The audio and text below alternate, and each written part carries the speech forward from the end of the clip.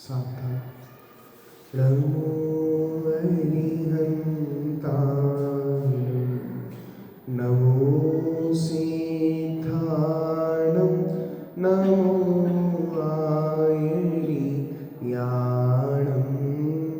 नमो वच्छायाणं नमो लोहि सौविसाहुणम्।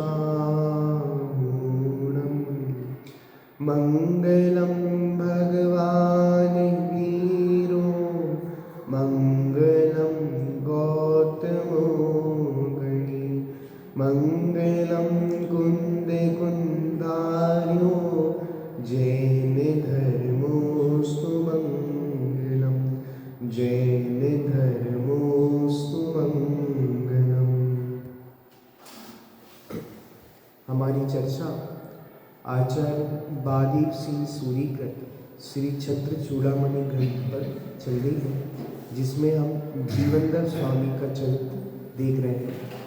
कल अपन ने देखा था जीवनधर कुमार का विवाह पद्मा से हो गया था। वह सुखपूर्वक अपने भोगों को भोग रहे थे, लेकिन अचानक वह पद्मा को छोड़कर चले जाते हैं। तो जो पद्मा होती है, जो राजकुमारी बहुत दुखी होती है, रोने लगती हैं कि मुझको बिना बताए चले गए। तो उनका जो लोकपाल भाई होता है, तो वह उनको जीवनधर कुमार को ढूंढने के लिए अपने कुछ अनुचरों को, सैनिकों को भेजता है। वह जीवनधर कुमार को ढूंढ तो लेते हैं, परंतु जीवनधर कुमार को ला नहीं पाते, क्योंकि जीवनधर कुमार अब ज़्यादा रुकना नहीं चाहते थे, वो आगे बढ़ना चाहते थे। जब जीवनधर कुमार आगे बढ़ते हैं तो अनेक तीर्थ क्षेत्रों की वंदना करते हैं। वंदना करने के बाद अब वो तपस्वियों के आश्रम में पहुंचते हैं। तपस्वियों के आश्रम में वो देखते हैं कि जो तपस्वी लोग हैं वो पंचांगी तप रहे हैं। क्या तप रहे हैं? पंचांगी तप रहे हैं। और पंचांगी तपने में महाहिंसा होती है, जीवों की विराधना होती है। तो उनको सहज ही करुणा का भाव आया कि मैं इन जीवों को तो समझा दूँ, ये इतनी जीवों की हिंसा कर रहे हैं, हिंसा में 3 काल में धर्म नहीं होता। उन्होंने कल वेद के वाक्य, उनके ही वाक्य द्वारा समझाया, ना हिंसा सर्वभूतानि, किसी भी प्राणी की हिंसा मत करो, ऐसा उपदेश कर उनने प्रारंभ किया था। आज अपन को 12वां श्लोक देखना है। जलावगाहने लग्नात् जटायां काष्ठगानपि नश्यता पश्यतां जन्तुं पश्यतान्नौ पुनश्रुतमान्। 2 मिनट।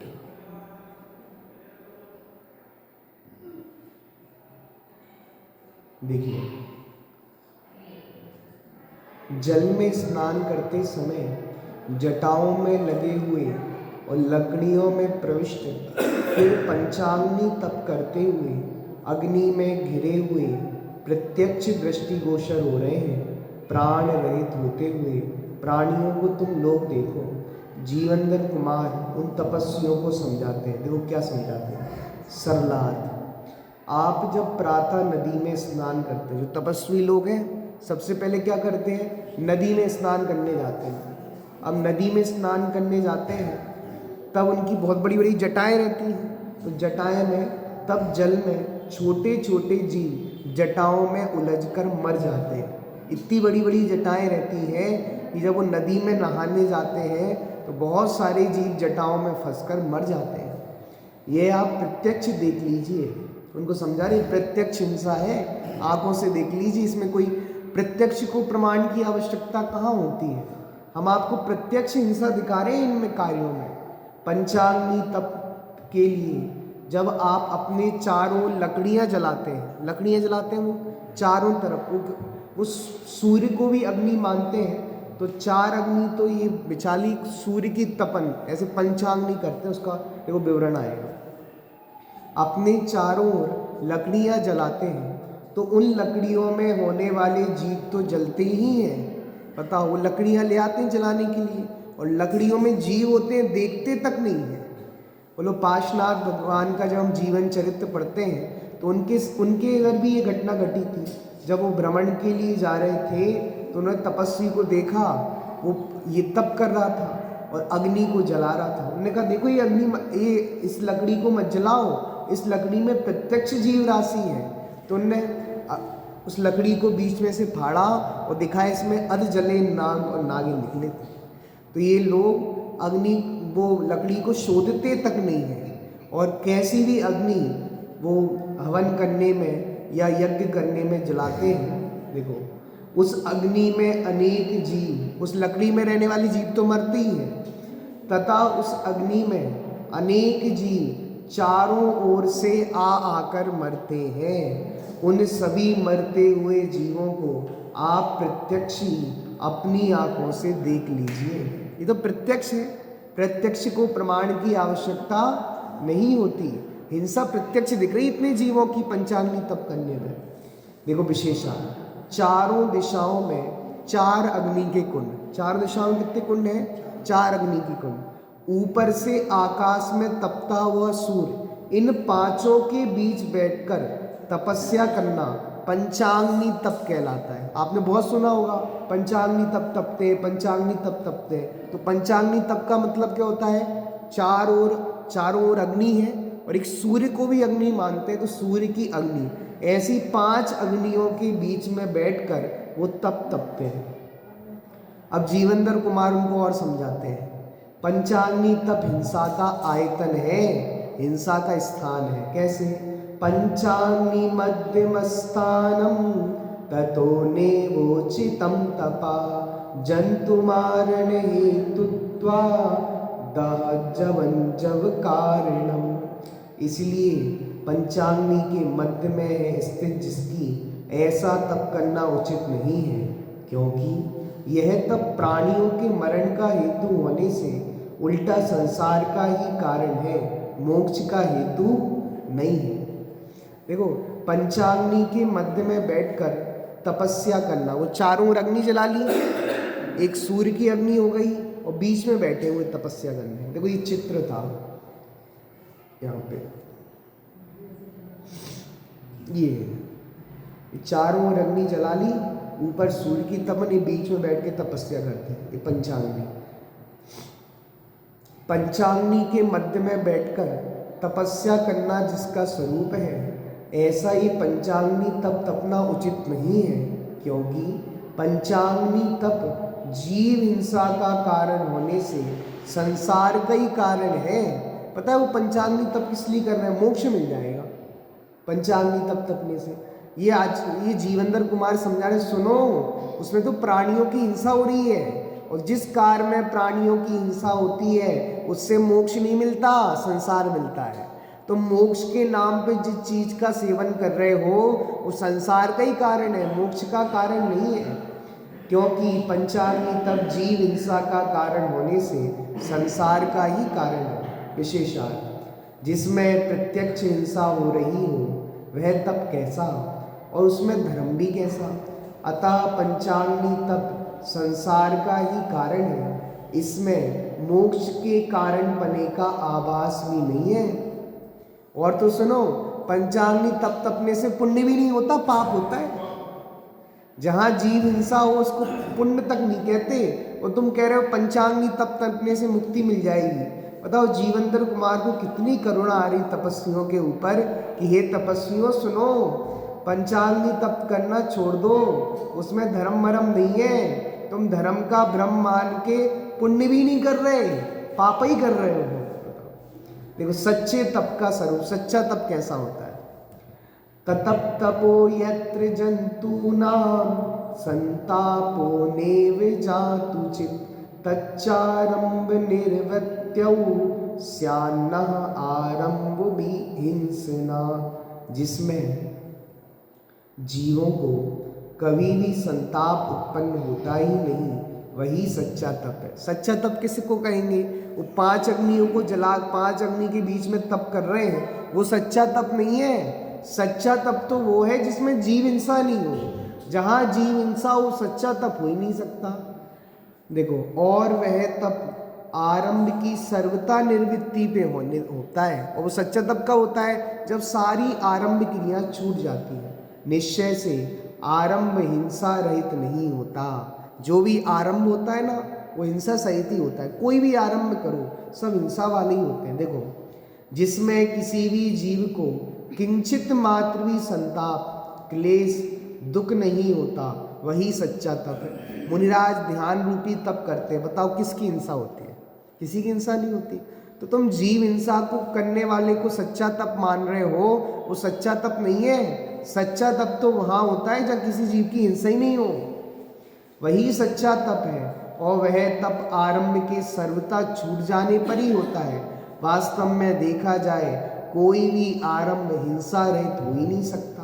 कितने भी आरंभ कर लो, ऐसा आरंभ, कोई भी आरंभ क्रिया नहीं जिसमें हिंसा नहीं होती। देखो पूरी आरंभ क्रिया बताते हैं विशेषण। जीव को आरंभ आदि 4 प्रकार की हिंसा से पाप होता है। हिंसा कितने प्रकार की कही है? 4 प्रकार की। एक होती है आरंभी हिंसा, एक होती है उद्योगी हिंसा, एक होती है विरोधी हिंसा और एक होती है संकल्पी हिंसा। इन हिंसा में या कौन सी हिंसा की बात कर रहे हैं? आरंभी हिंसा की बात कर रहे हैं। क्योंकि जो साधु पंचांगी तप तपते हैं वो इतना आरंभ कर रहे हैं, लकड़ियां जोड़ रहे हैं, अग्नि जला रहे हैं, ऐसे आरंभ में तो हिंसा ही होती है। देखो, जीव को आरंभ आदि 4 प्रकार की हिंसा से पाप होता है। गृहस्थ में रसोई बनाना, अब गृहस्थ है रसोई बना रहे हैं, बोलो ये आरंभ है कि नहीं है? और इसमें हिंसा होती कि नहीं होती? अग्नि जलाओगे, कुछ भी बनाओगे तो ये हिंसा सहित ही है। और झाड़ू लगाना, अब झाड़ू लगाने में हिंसा होती कि नहीं होती? प्रत्यक्ष होती है। कपड़े धोना, बताओ कपड़ा धोने में हिंसा होती नहीं? ये सब आरंभ की क्रिया है। रसोई बनाना, झाड़ू लगाना, कपड़े धोना आदि कार्यों में सावधानी रखते हुए भी जो हिंसा होती है उसे आरंभी हिंसा कहते हैं। बिना सावधानी की करे तो संकल्पी हिंसा है, जानबूझ के मारे मन में दो, बताओ। लेकिन सब चीज करके भी जीवों को बचाना भी चाहते हैं, सावधानी पूर्वक कर रहे हैं, उसको आरंभी हिंसा कहते हैं। स्नान करने और पंचाग्नि तप में आरंभी और उद्योगी दोनों प्रकार की हिंसा होती है। पंचाग्नि तप तो पुण्य का कारण भी नहीं है। तुम लोग साधु लोग जो पंचाग्नि तप तप रहे हो उस पुण्य का कारण भी नहीं है। अतः इससे मोक्ष प्राप्ति की कल्पना करना मूढ़ता मात्र है। बताओ कौन सी मूढ़ता कहेंगे इसको? 3 प्रकार की मूढ़ता है ना, देव मूढ़ता, गुरु मूढ़ता और लोक मूढ़ता। कौन सी मूढ़ता में जाएगा ये? लोक मूढ़ता में जाएगा। देखो, अब कह रहे हैं कि आरंभ रहित दशा कौन सी है? वास्तविकता में मुनि दशा ही आरंभ रहित अवस्था है, जहां किसी प्रकार का आरंभ नहीं है। बोलो, रत्न शाकंचार में तो साफ साफ लिखा मुनिराज की परिभाषा, विषयासावशाती तो निरारंभो अपरिग्रह, ज्ञान ध्यान तपोरक्ता तपस्वी सा प्रशस्यते। देखो, विषयासा वशाती तो, विषयों की आशा नहीं जिनके, साम्य भाव धन रखते हैं, निज पर के हित साधन में जो निस्दिन तत्व रहते हैं। सुनना, विषयासा वशाती तो निरारंभो अपरिग्रह, जिनके आरंभ नहीं है और परिग्रह नहीं है वो ही मुनिराज होते हैं। जिनके आरंभ हो वो मुनिपना नहीं, जहाँ परिग्रह हो वहाँ मुनिपना नहीं। तो सुन में, और जहाँ मुनिपना है वहाँ आरंभ और परिग्रह का नामो निशान नहीं। देखो, आरंभ विनिर्वित्तिश्य निर्गन्तेष्वेव जायते, नाहि कार्य पराचीनैः मृग्यते भुवि कारणम। कौन समझा रहे हैं? जीवनधर कुमार। किसको समझा रहे हैं? साधुओं को, तपस्वियों को। देखो कि सुनो तपस्वियों लोगों, सच्चे तपस्वी कौन होते हैं? आरंभ क्रियाओं से रहित कौन होते हैं? तो दिगंबर मुनिराज ही आरंभ क्रियाओं से रहित होते हैं। देखो, और आरंभ का त्याग निर्गंत पदधारी मुनियों में ही होता है। बताओ मुनिराज को क्या आरंभ है? मुनिराज को भोजन बनाना है कि नहीं बनाना? नहीं बनाना। कपड़े धोना है कि नहीं धोना? नहीं धोना। झाड़ू लगाना है कि नहीं लगाना? नहीं लगाना। पीछे तो करते होंगे ना, पिची झाड़ू लगाने के लिए थोड़ी ना है। लोगों को पिची का मतलब ही नहीं पता, पिची क्यों रखते हैं मुनिराज। किसी से पूछो, आशीर्वाद देने के लिए रखते हैं। मुनिराज की पिची का आशीर्वाद मिल जाए तो फिर जीवन धन्य धन्य हो जाए। क्यों? उनने पिची रख दी। भाई साहब, पिची का काम आशीर्वाद देने में काम नहीं आती, पिची तो जीव रक्षा में काम आती है। पिची तो संयम का उपकरण है, जीव रक्षा करने में काम आती पिची। बताओ, लोगों को पता नहीं पिची का मतलब क्या होता है। पता है, रजत शर्मा के शो में जब महाराज जी गए थे ना, तरुण सागर जी महाराज, उनसे वो रजत शर्मा को पता नहीं मुनिराज पिची क्यों रखते हैं। तो रजत शर्मा इंडिया टीवी वाला पूछता है, आप तो नग्न रहते हैं, तो आप नग्न रहते हैं तो ये पिची क्यों रखते हैं? क्या आप नग्नता दुखाने के लिए पिची रखते हैं क्या? बोलो। तो भैया, मुनिराज नग्नता दुखाने के लिए पिची नहीं रखते। वो ओशो था ना, ओशो जैन था, लेकिन बहुत सारे लेक्चर में मुनिराजों की निंदा करता है। कहता है, देखो ये मुनिराज है ना जैनियों के, ये ढोंग करते हैं नग्न होने का, ये पिची इसलिए रखते हैं नग्नता दुखाने के लिए। लेकिन भले आदमी ओशो, सुनो, तुम्हें मुनिराज का स्वरूप नहीं पता। तुम बड़े ज्ञानी होगे तो होगे, तुमने सब पढ़ा होगा तो पढ़ा होगा, लेकिन मुनिराज का सच्चा स्वरूप पढ़ा नहीं है तुमने, उसका अनुभव नहीं किया। मुनिराज पिच्छी जीव रक्षा के लिए रखते हैं। आपको पता है ओशो की टेक्निक थी। ओशो क्यों फेमस हुआ?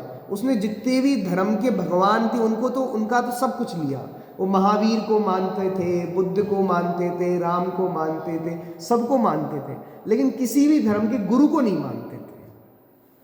क्यों नहीं मानते थे?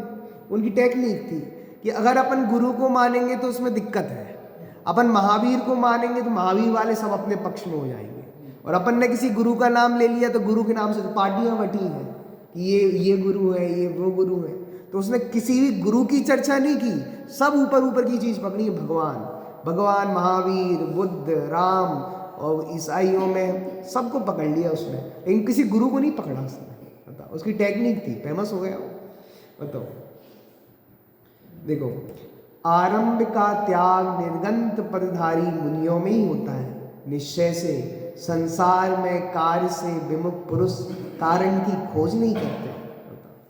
आरंभ की निर्वृत्ति अतार त्याग निर्गंत मुनि अवस्था में ही होता है। जिनके निर्गंत मुनि अवस्था नहीं हुई है, उनके आरंभ का त्याग नहीं हो सकता। जो कपड़ा, जो अपने पास हम सब कपड़े पहने हुए हैं, मतलब कपड़े को धुलना पड़ेगा कि नहीं धुलना पड़ेगा? आरंभ तो होगा। हम सब ग्रस्त अवस्था में तो भोजन तो बनाना ही पड़ेगा, नहीं तो लाना ही पड़ेगा, कुछ व्यवस्था तो करनी पड़ेगी, तो आरंभ होगा कि नहीं होगा? हो गई। क्योंकि जिन्हें संसार में रहते हुए भी सांसारिक कार्यों से कोई भी प्रयोजन नहीं है, वे उन कार्यों से विमुख है, तो वे उनके कारणों की खोज नहीं करते, अतः पाप से रहित होते हैं। मुनिराज रह तो संसार में ही रहे हैं, हम सब के बीच में रह रहे हैं, पर संसारिक प्रयोजनों से विमुख है। संसारिक कार्य मुनिराज नहीं करते। वो तो इतना पुण्य पल्ले में है कि मुनिराज स्वयं भोजन नहीं बनाते, लेकिन भोजन की व्यवस्था हो जाती है। बताओ, महिलाएं भोजन बना, आप भी कहोगे हम कहाँ भोजन बनाते हैं, महिलाएं बनाती हैं। भाई साहब, सब्जी का थैला तो आपको ही लाना पड़ता है, सोए थैला थमा दिया, जाओ सब्जी लेके आओ बाजार से, तो सब्जी तो लानी पड़ती है ना। और कह दिया सब्जी बनाओ भी, हम सब्जी बना रहे हैं, उसमें कढ़ाई में डाल के आप उसके पीस कर दो, करो भैया, मतलब सब करना पड़ता है, आरंभ तो सब करना पड़ता है। और दिगंबर मुनिराज, मैंने उस दिन कहा था कितने उत्कृष्ट है दिगंबर मुनिराज, दोनों हाथों से खाते हैं। हम दोनों हाथों से कमाते तो हैं पर खा नहीं पाते। बताओ, एक ही हाथ से खाते हैं, वो भी चिल्ला चौट करके, क्या क्या नहीं करके। जब आप भोजन करते हो ना तो आपको 10 सुननी पड़ती हैं, लेकिन आप वो गालियाँ भी खा लेते हो, भोजन खा लेते तो गालियाँ भी खा लो, पेट तो भर ही जाएगा ना। और दिगंबर मुनिराज कितने उत्कृष्ट हैं, कमाते एक ही हाथ से नहीं है, खाते दोनों हाथ से। बाह्य और आरंभ परिग्रह से रहित निर्गंत मुनिराज को ही आरंभ का त्याग होता है। उनको परिग्रह विषयक संसारिक कुछ कार्य करना ही नहीं है, तो उन्हें आरंभादि कैसे होंगे? जिनके पास परिग्रह है उन्हें आरंभ करना पड़ता है, और जिनके पास परिग्रह नहीं है उन्हें आरंभ नहीं करना। अब तुमने घर का परिग्रह रखा है तो झाड़ू तो लगानी पड़ेगी ना, गृहस्थी में रह रहे हो तो पेट तो भरना ही पड़ेगा ना, दुकान तो करनी पड़ेगी ना। तो जहाँ परिग्रह है वहाँ आरंभ की संभावना है, और मुनिराज के परिग्रह नहीं है तो आरंभ भी नहीं है। उनको परिग्रह विषयक संसारिक कुछ कार्य करना ही नहीं है, तो उन्हें आरंभादि कैसे होंगे? अतार्थ नहीं होंगे। बोलो, पता है मुनिराज तो शरीर को भी परिग्रह समझते हैं, इस शरीर को भी छोड़ना चाहते हैं, पर मजबूरी है, शरीर छूट नहीं पाता। शरीर ऐसा परिग्रह है कि वो छूट नहीं सकता। बताओ मुनिराज के पास कौन सा परिग्रह है? कौन सा परिग्रह है? पिछी कमंडल मुनिराज के परिग्रह है कि नहीं है?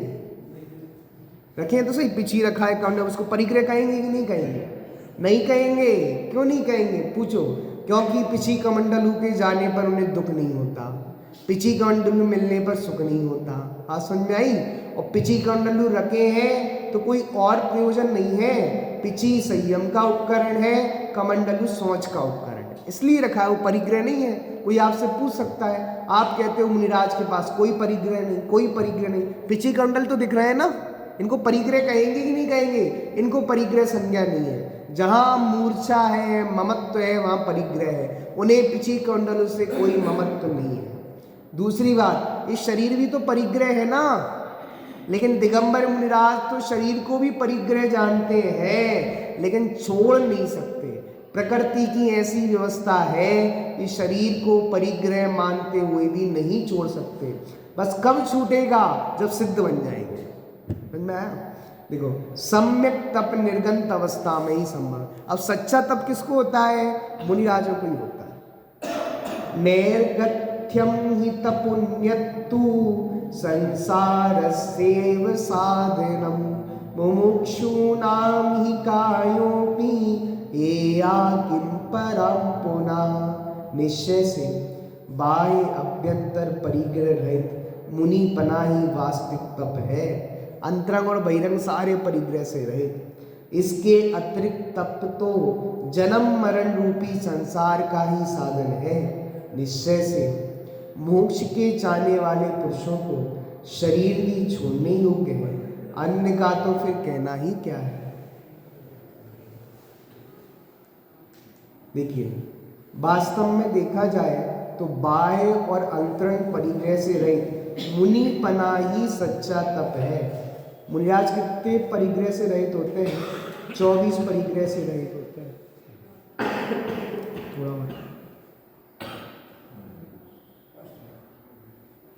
मुनिराज कितने परिग्रह से रहित होते हैं? 24 परिग्रह। अंतर चतुर्दश बाह्य संग 10 ते टले।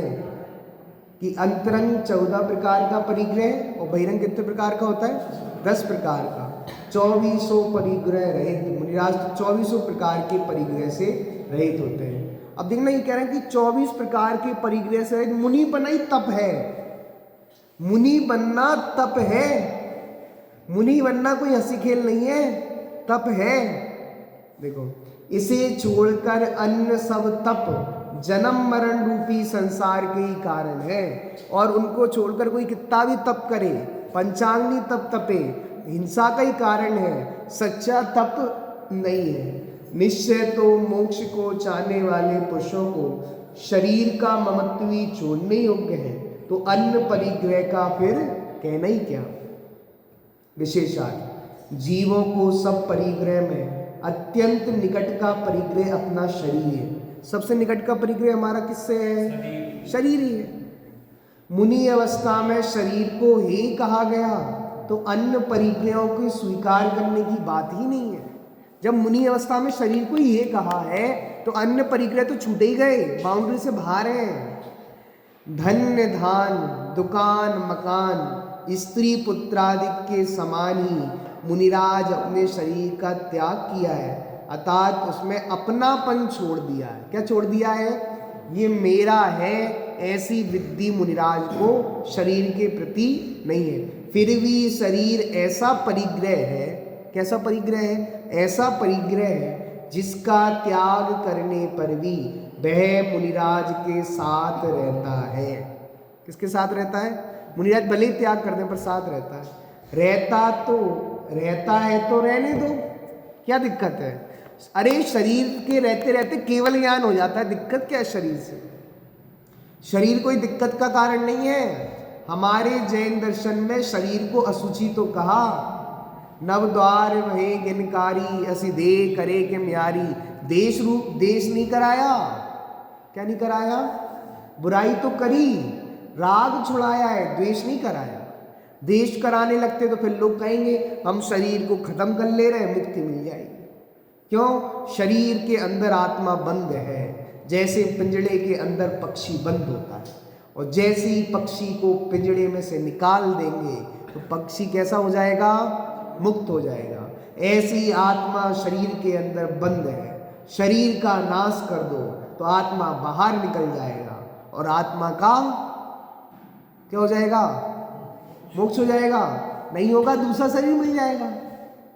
आत्म ऐसे मत सोचना मुक्ति का नाम। इसलिए शरीर से द्वेष नहीं करना।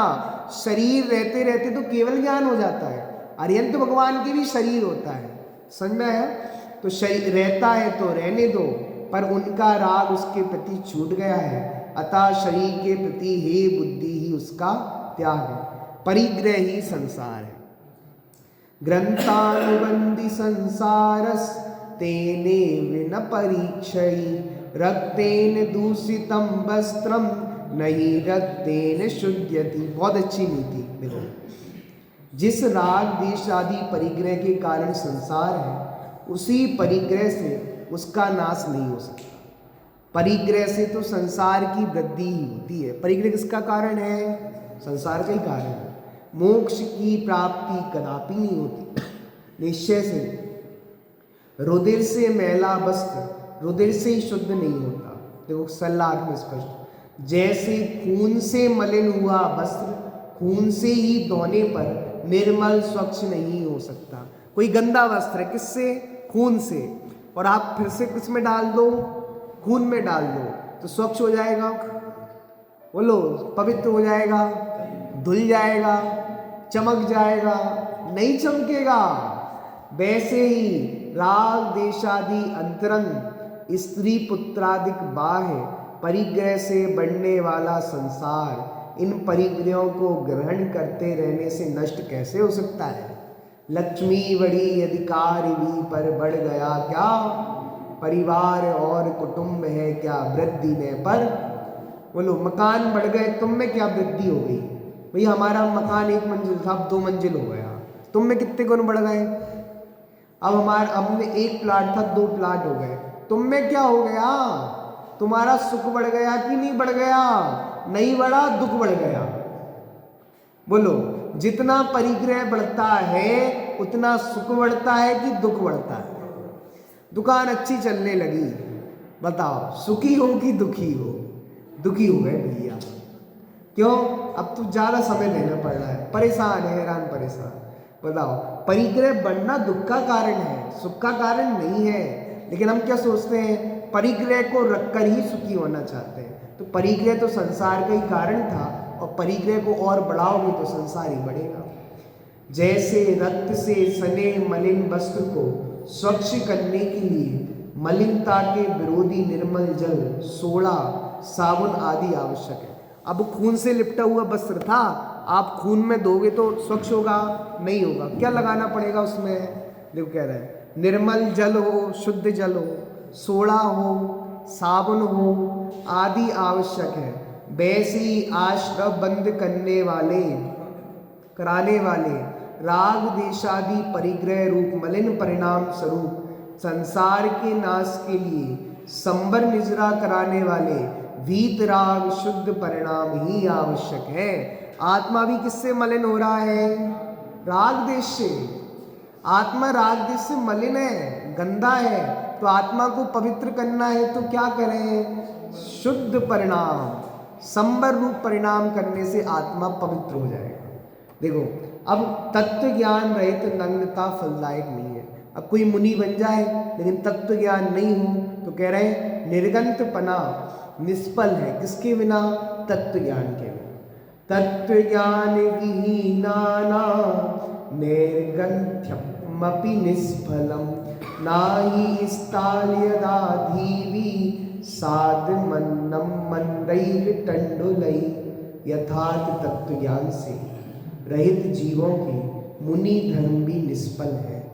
तत्व ज्ञान नहीं हो तो मुनि जीवन निष्फल है। मैं सुबह कितना पढ़ रहा है, रुद्र बोलो, रुद्र भावलिंगी संत थे रुद्र, लेकिन वो रिद्धियों के लोभ में आ गए, विद्याओं के लोभ में पड़ गए, और कहाँ ब्रह्मचर्य महाव्रत के धनी थे और कहाँ कुशील परिणामों में चले गए। तो भावलिंगी संत होने के बावजूद भी परिणाम कैसे पलटे? कुशील सेवन किया, स्त्रियों का सेवन आदि क्रिया की और नरकगामी हो गए।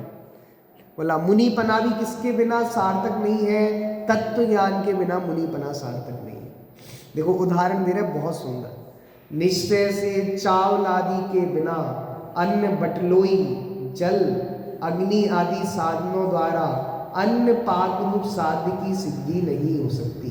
सरलाद जैसे चावल रूप उपादान कारण बिना, चावल नहीं है आपके पास, क्या नहीं है? चावल नहीं है, बटलोई है, जल है, अग्नि है, रसोईया है, ये सब तो है, और क्या नहीं है? अब आप चावल बना लोगे कि नहीं बनाओगे? नहीं, हमारे पास तो पानी भी है, आग भी है, गैस भी है, रसोईया भी है, सब व्यवस्थाएं हैं, लेकिन क्या नहीं है? क्या नहीं है?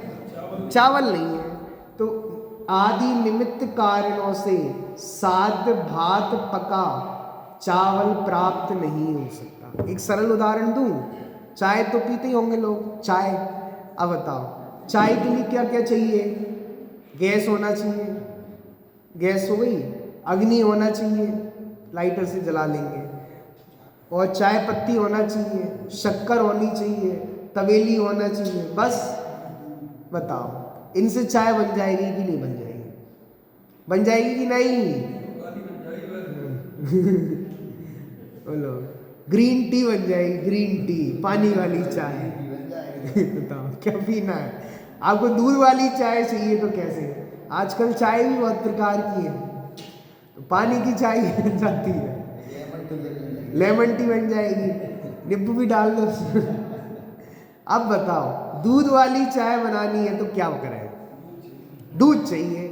नहीं, हमारे पास चाय पत्ती है, शक्कर है, बनाने वाला भी है, गैस भी है, सब कुछ है, पर चाय बन ही नहीं रही।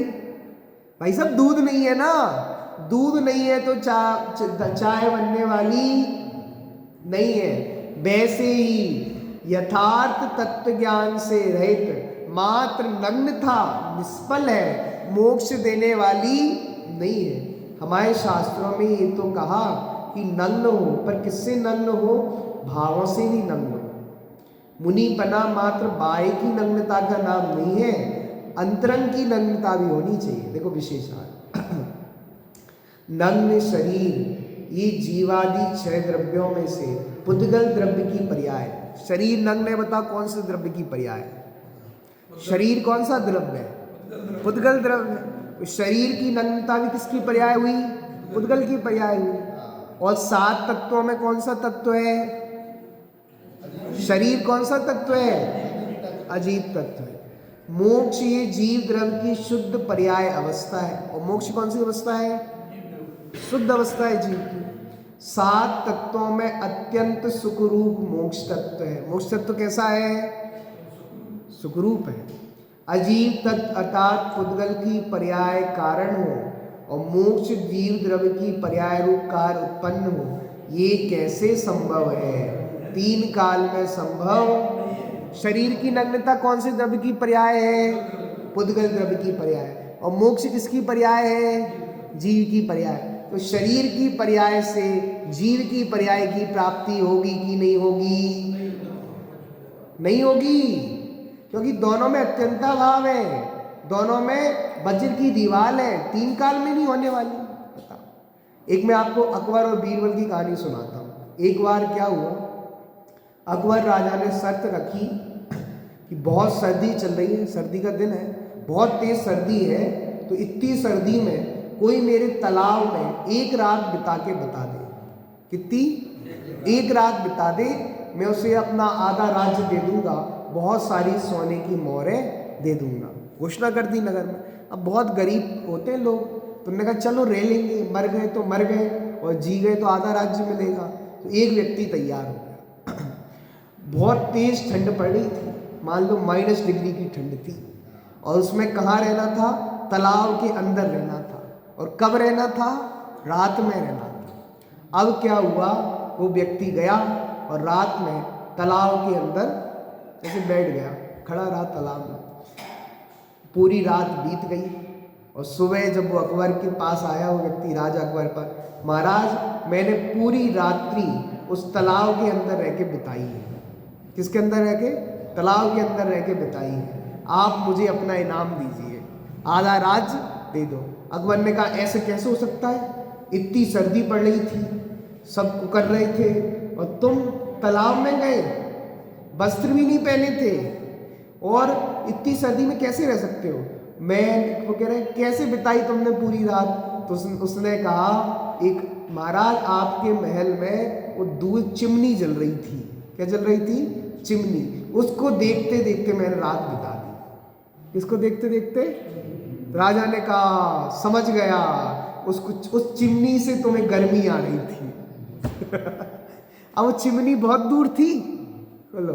तो कह रहे राजन का हम नहीं दे रहे तुमको। क्या? हाँ, वो चिमनी को देखता रहा, उसकी रात निकल गई। राजा ने कहा जरूर उस चिमनी में से गर्मी आ रही थी। भाई साहब चिमनी इतनी दूर, उसमें से गर्मी कैसे आएगी? क्योंकि राजा अकबर के मन में ये विकल्प था, इसको आधा राज्य दे देंगे, ये कैसे आधा राज्य दे सकते हैं इसको, बोलो। तो उसने उस गरीब राजा अकबर ने बेचारे गरीब व्यक्ति को मना कर दिया कि जरूर तुमने चिमनी में से गर्मी ली है, इसलिए तुमने आधी रात बिता दी। बताओ चिमनी में से गर्मी कितनी आएगी? बताओ। लेकिन फिर राजा अकबर ने उसको कुछ नहीं दिया। ये बात बीरबल को पता चली। बीरबल ने कहा राजा ऐसे मानने वाले तो हैं नहीं। तो एक बार क्या हुआ, उन्होंने राजा अकबर ने बीरबल को सभा में हाजिर होने के लिए कहा। तो बीरबल ने कहा मैं भात पका रहा हूँ। क्या पका रहा हूँ? भात। जब वो पक जाएगी तब आ जाऊँगा। तो भात थी यहाँ और अग्नि जल रही थी नीचे, इतना अंतर था। अग्नि जल रही थी, वह भात पका रहा था। अब क्या हुआ, बहुत देर हो गई, 1 घंटा हो गए, 2 घंटा हो गए, 3 घंटा हो गए, एक दिन निकल गया। दूसरा दिन होने को आया, राजा अकबर ने फिर अपने सैनिकों को भिजवाया, जाओ बीरबल से कह के आओ हाजिर हो, नहीं तो फिर वो समझ ले उसका परिणाम अच्छा नहीं होगा। तो बीरबल फिर कहता है जब तक मेरी भात नहीं पकेगी तब तक मैं आने वाला नहीं हूँ।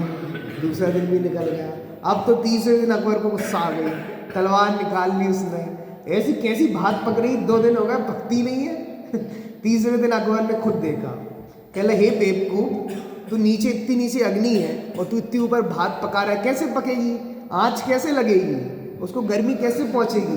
तो उसने कहा सुनो महाराज, ऐसा ही तो है, वो बेचारा मजदूर, बेचारा गरीब, वो तालाब के अंदर इतनी सर्दी के समय रहकर आया और आपने उसको इनाम नहीं दिया, वो इतनी दूर चिमनी से उसे गर्मी कैसे आ जाएगी? ऐसे ही शरीर की नग्नता पुद्गल की है, मोक्ष की पर्याय आत्मा की है, वो पुद्गल की है। वो आत्मा की पर्याय का क्या कर सकती है? कुछ नहीं कर सकती। दोनों में अत्यंता भाव है। जैसे वो नीचे रखी अग्नि ऊपर रखे भात को पकाने में समर्थ नहीं है, यहाँ तो जमीन आसमान का अंतर है। शरीर और जीव में अत्यंता भाव है। कभी भी जीव शरीर रूप नहीं होगा, शरीर जीव रूप नहीं होगा। कितना गजब है। 7 तत्वों में अत्यंत सुख रूप मोक्ष तत्व है।